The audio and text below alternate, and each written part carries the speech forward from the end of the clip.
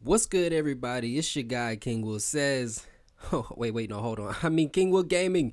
King Will Gaming. Welcome everybody to my new gaming channel.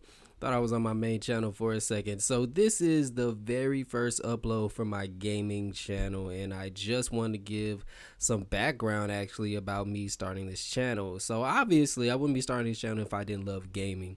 I love playing games, I love talking and discussing games, and I did start uploading content on my main channel, but it just felt out of place.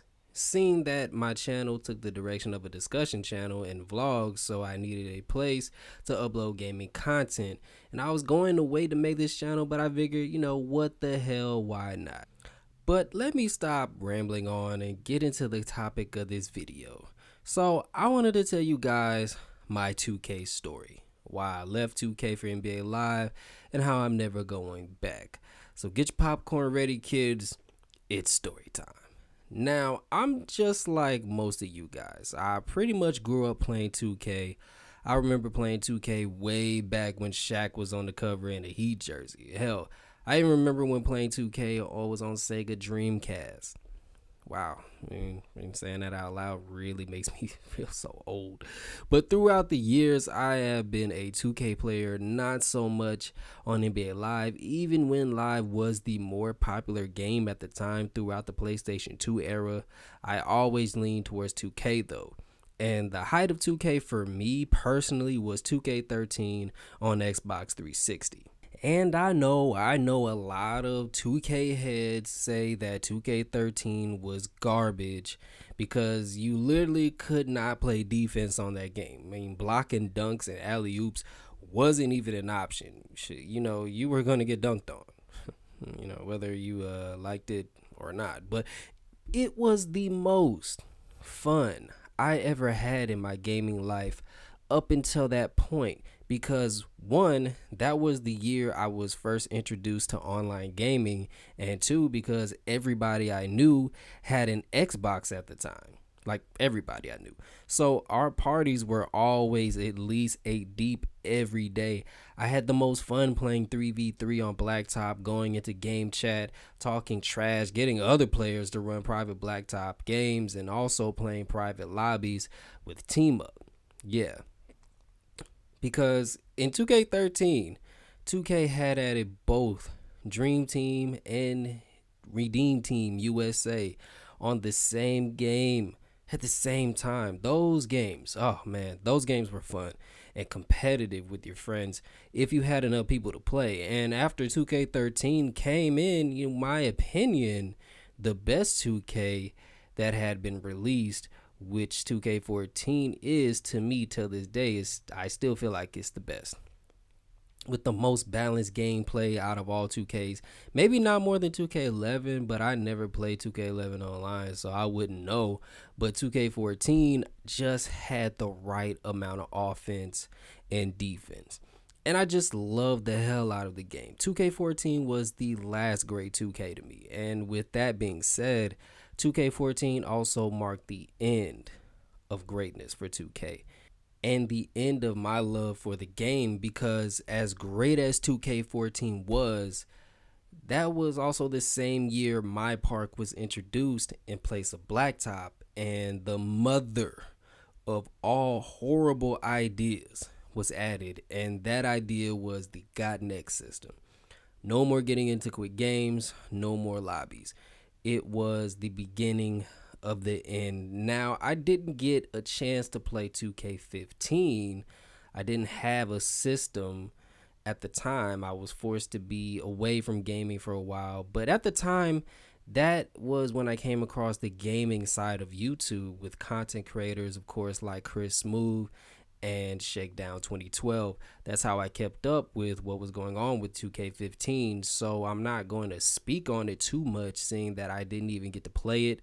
But I know that the game was extremely buggy and full of glitches with 7-foot demigods running around the parks.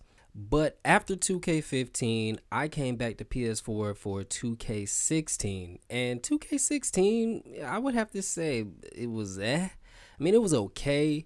It was actually really my first time that I experienced attribute caps and I still enjoyed the gameplay, seeing that I did hit Legend 1 on there, but it was lacking a lot of what I was really used to from 2K14. And then that cheesy, corny storyline from My Career that Spike Lee wrote, you had to play through all over and over and over again. It was mind numbing. I mean, come on, man. What kind of dumbass name is Frequency Vibrations? Like, that nickname pretty much sums up the entire My Career experience on 2K16. But all in all, despite a cheesy storyline and horrible cliches, there was, things that did make the game enjoyable. It was cool to start your My Player from high school and go through college to get to the pros. It gave My Career that authentic journey that it was lacking from previous titles like 2K12 up to 2K14 with the Rookie Showcase game. Only thing that would have made 2K16's My Career perfect if Summer League wasn't My Career. Even though they hinted to it to come back, but instead they put it in My GM mode, so they finessed us on that one with the marketing. And I still don't know till this day why 2K refuses to put Summer League in My Career again. I don't know why. I mean, they haven't put it in there, I think, since 2K11? So I don't know, but I guess we'll never know. And lastly, what really saved 2K16 to me was the addition of Pro-Am mode. After 5 long years of the community begging 2K to put crew mode back in the franchise, they finally listened to their fans and brought it back under Pro-Am, a mode I did thoroughly have fun with, especially creating jerseys in the arena from my team and teaming up and everything like that. So to rate my 2K16 experience, I give it a 7 out of 10. It wasn't bad. But it was what came after 2K16 that made me quit 2K forever. And that, ladies and gentlemen, is 2K17. 2K17, in my opinion, is the worst 2K I have ever had the pleasure to waste my money on. I don't even know where to begin with this game. It pisses me off just to think about it, actually. 2K17 opened my eyes to how sleazy and disgusting and lazy visual concepts in 2K Sports has become. In the beginning, before the game even came out, I knew this was no longer the 2K we grew to know and love, when plain as fucking day in the promos it said 2K17, the ultimate role-playing sports game. RPG. What the entire fuck, 2K? Role-playing? 2K's a role-playing game now? All for some esports shit that nobody even gives a fuck about, I might add. No longer the community had control of what kind of player you wanted to build. Everybody was forced to have these same exact players with inflated overalls, and it showed in the gameplay. Oh my god, did it show in the gameplay? I mean, I don't know what was worse during the life cycle of this game. I can literally make a whole 15-minute video just on how bad 2K17 was. Hell, probably even a 30-minute video. But I can just sum it up all really in one thing. Well, probably like 2 things. Patches and Hall of Fame brick wall. Like, literally every patch that happened in 2K17 made the game worse. But there was a specific patch. I forgot which patch it was, but whatever it was broke the game completely. Everybody, and I mean everybody, could shoot threes after this patch. Paint protectors with like a 53-point rating was banging threes from the corner. All you needed was bronze corner specialists. It blew my mind how they never bothered to fix it. Or the fact that every patch ruined all other archetypes except for playmakers and fucking glass cleaners and somewhat sharpshooters. If you didn't for some whatever reason play 2K17, you wasn't missing shit. because literally all 2K17 was from start to finish was pick and rolls and pick and shoot. I never been so stressed out playing a video game until I started playing 2K17. Two things was a consistent thing.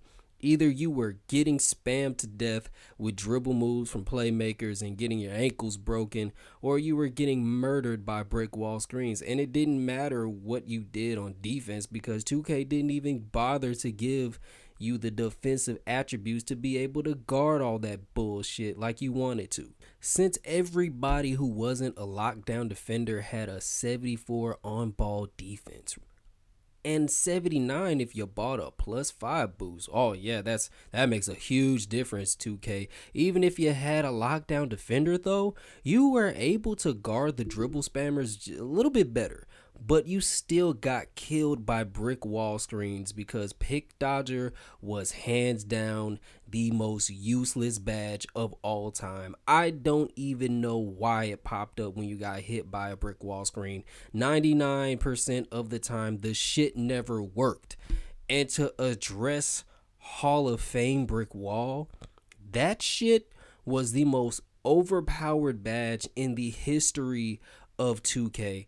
Brick wall sucked the fucking joy out of Pro-Am for me. Not just the park. Oh no, it didn't even stop there because every team that we came across that was so-called, quote unquote good had 2, sometimes even 3 max height, max weight glass cleaners. All they did was set 100 screens at the top of the fucking key for their point guard, who was most likely a sharpshooter, ran behind picks all day, and shot wide open almost every time.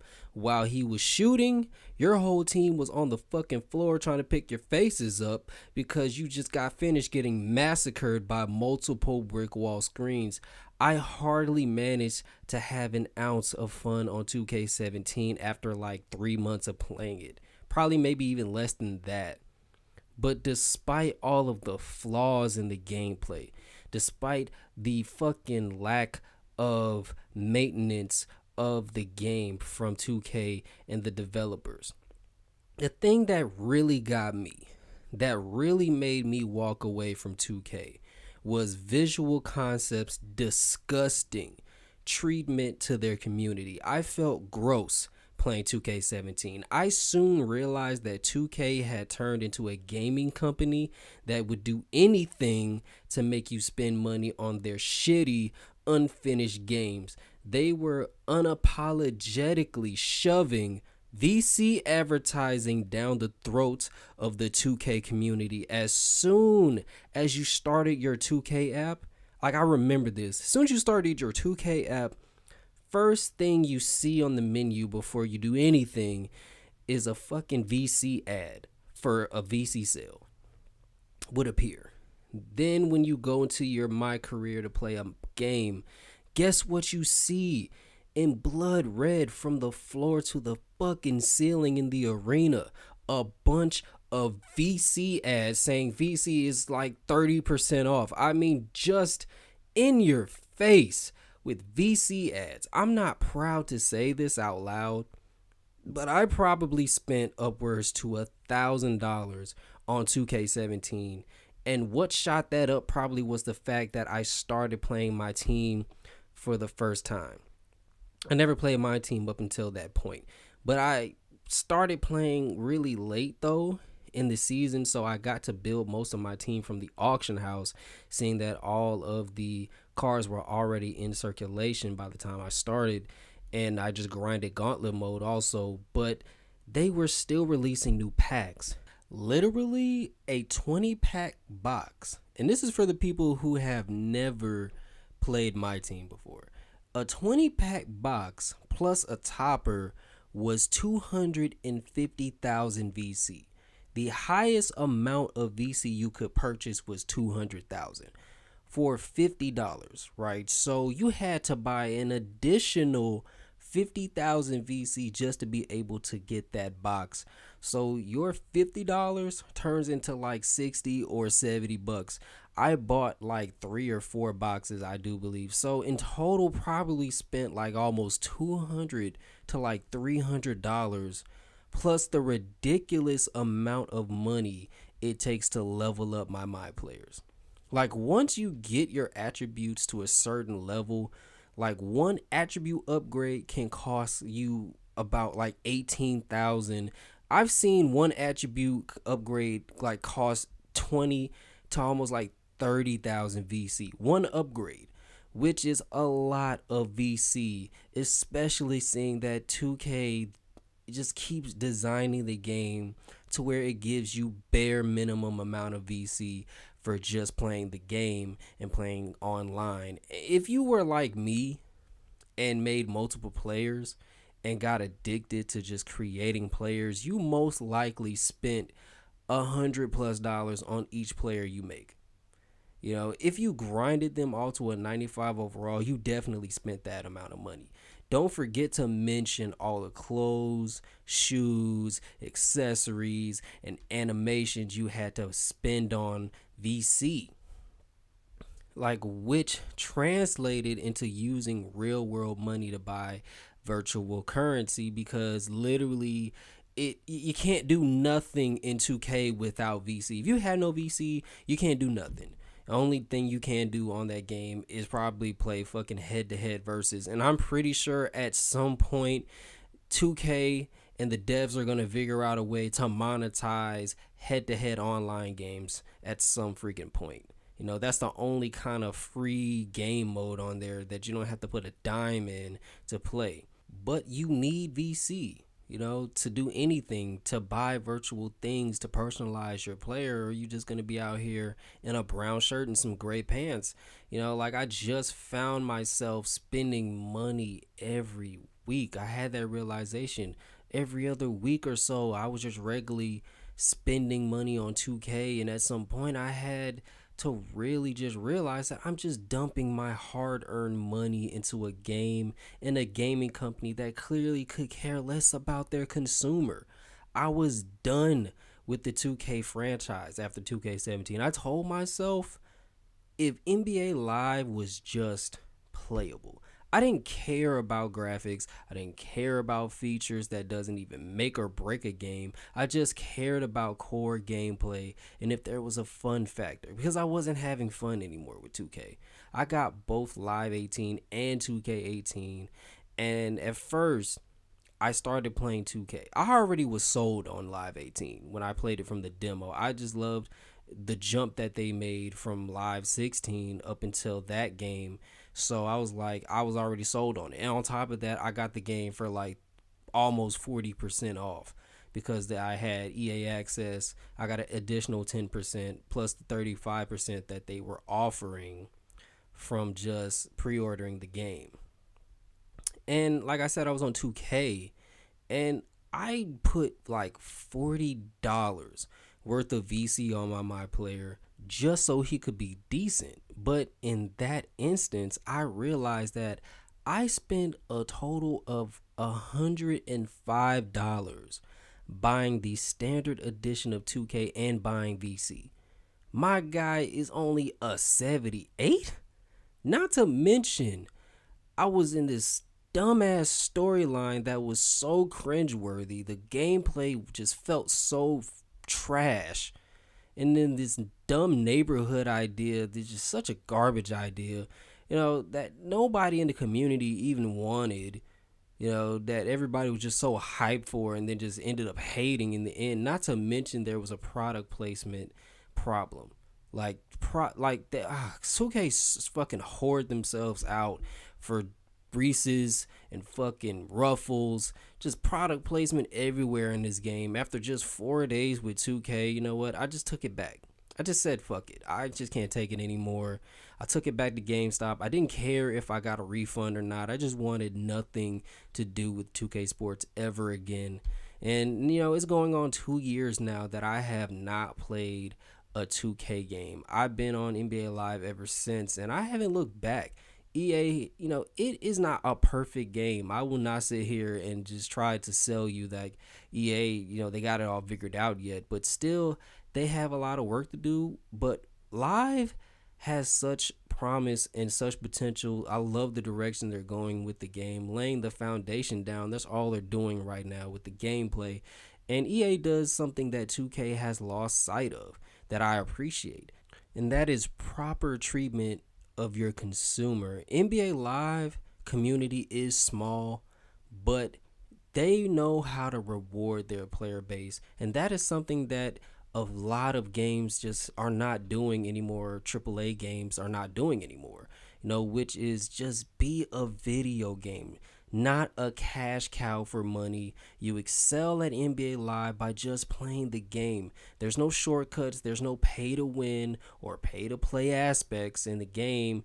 Everything in NBA Live you get, you earn. And there's something that 2K and Visual Concepts can learn from EA, and that is rewarding your player base. Like I said, when you get to a 99 overall, get your very first player to a 99 in NBA Live, all your players after that have the ability to become automatic 86 overalls with all your traits and or badges, whatever the hell you want to call them. They're all unlocked at the silver level. EA literally cuts half your grind for you, half of it. In 2K, you really don't get anything of value like that for hitting 99, and 2K's grind is insanely harder than NBA Live's grind to 99. So with everything being said, 2K has lost its way, and I can't get with that. I'm not with that. And they care more about more profit rather than making a game that satisfies its community. And it's just quantity over quality for them. So, until that changes, which I don't see it changing anytime soon, I am sticking with NBA Live. And mark my words, within the next like 2 to 3 years, Live is going to overtake 2K, because 2K is a money hungry tyrant that has completely gotten too complacent with a throne that they never really earned in the first place. So it is what it is. But I'm done with this rant, because man, this video has gotten longer than I really expected. But hey, if you manage to stay to the end of this very, very long video, hit that like button, slap that subscribe button. Let me know your thoughts in the comment section, guys. This is Guy King Will Says. Until next time, I'm out.